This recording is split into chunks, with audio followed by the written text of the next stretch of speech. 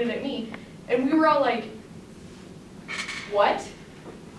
What did we, okay. So I went and got my manager and I was like, I just made someone angry and I have no idea how I did it. And he's like, what? And I was like, we'll talk about it later, but she wants to talk to you. And apparently it was something I had said. And I don't even remember what I had said that made her angry. Yeah. Literally something that I had said when I was making her sandwich, and she was laughing and joking with me, and we were having a good time, and she took it way too seriously and tried to get me in trouble. And he was like, you make the weirdest people angry. He's like, I don't know what it is about you, but you always say the wrong thing to the wrong person, and I'm always getting yelled at for it. Yeah. But it was just funny because the girl who made the sandwich was like, she was laughing with you the entire time. If she had a problem with you, she should have said something. She should have shown it. Yeah, instead of pretending like everything was okay, she should have been like, hey, that kind of was offensive to me. Right. You know? When I think of that situation, it's just, I mean, going back to the, when you suspect somebody struggles with something, you gotta be careful what you say. And you need to assess the level that you're on with them. Maybe that lady was struggling with something, right? That's the crazy thing. She works at a shoe store, so I imagine she struggles with everything. Oh, I'm just kidding. Oh, so retouching on the stereotype. Going back. Wow, Amber, wow. No, that Um, was pretty bad, I'm sorry. it takes a while to build up trust, especially people who have been abused or who have had like mental, I don't know, just mental illnesses.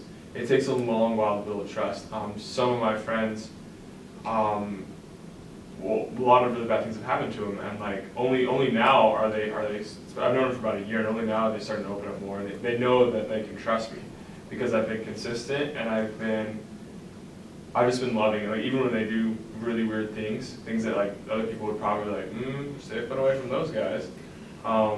Even when they do those things, as long as you're there and like, you continue to let them know that you love them for who they are, and I don't know, I think it helps them feel comfortable, and I'm thinking specifically one person. I think it helps her feel like she can trust me, and when she does have a problem, no matter what it is, like she can come to me. And I can't solve any problem, but I can at least be there and like give her my shoulder, sort of thing. I like that, and I think that's what we've basically come to consensus on.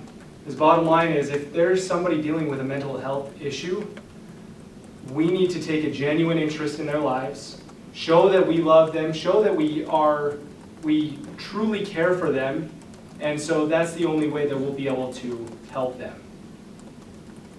Also, you don't want to try to fix the problem like the nail.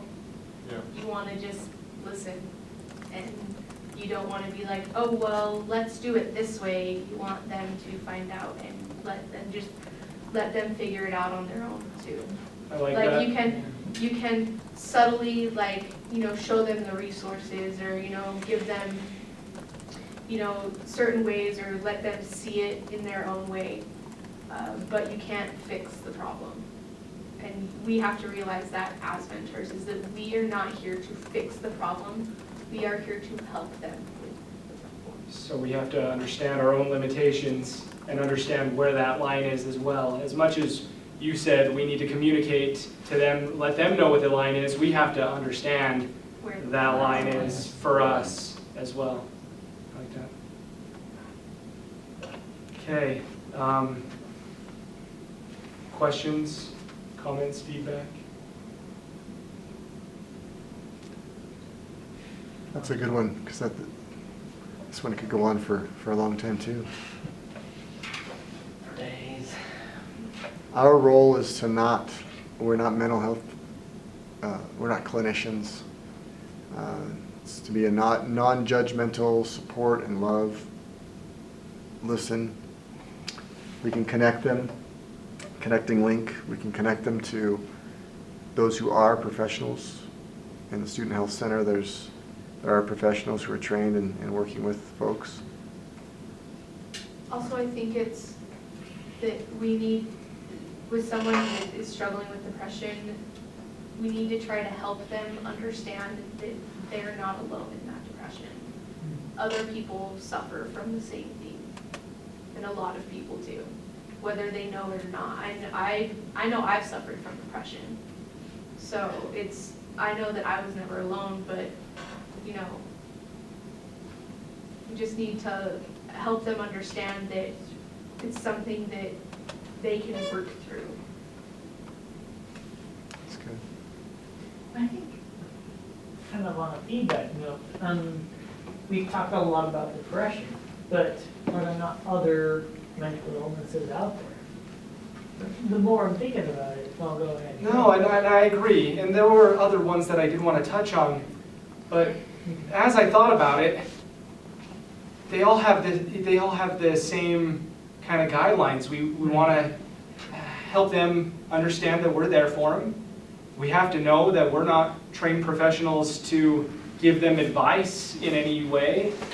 And so whether it's ADD or anxiety or anything else, you kind of are going to be, and from my understanding or my thought is that we're going to be kind of taking the same approach regardless of the mental illness. And I think another thing we have to realize as well with that, and that's absolutely right, depression, and I love the fact that we've talked about depression so much because it is the one that has the biggest risk of, but there are some mental illnesses like the one I have, like I'm OCD, and I like to get things just right. I'm never gonna give up that OCD. I don't know how hard you try or how hard anybody else tries. I love the fact that it is part of me, and that's something we have to realize is depression, yes, we need to help them with that. But there are some ones that those things do not need to be fixed. They are almost exactly what defines those people. So we need to be careful of what we try to fix. Obviously depression is one of them, but one, we also need to be careful of the ones we just don't want to touch. Well, but it does go back to what Amber said. We're not there to fix. That's true, yeah. That's the problem. It's very true. If they want to get it fixed, that's their choice. But we're there to love them and support them and so that they know that they've got someone in their corner. Because that's usually what they need at that moment. All right. Well, thanks.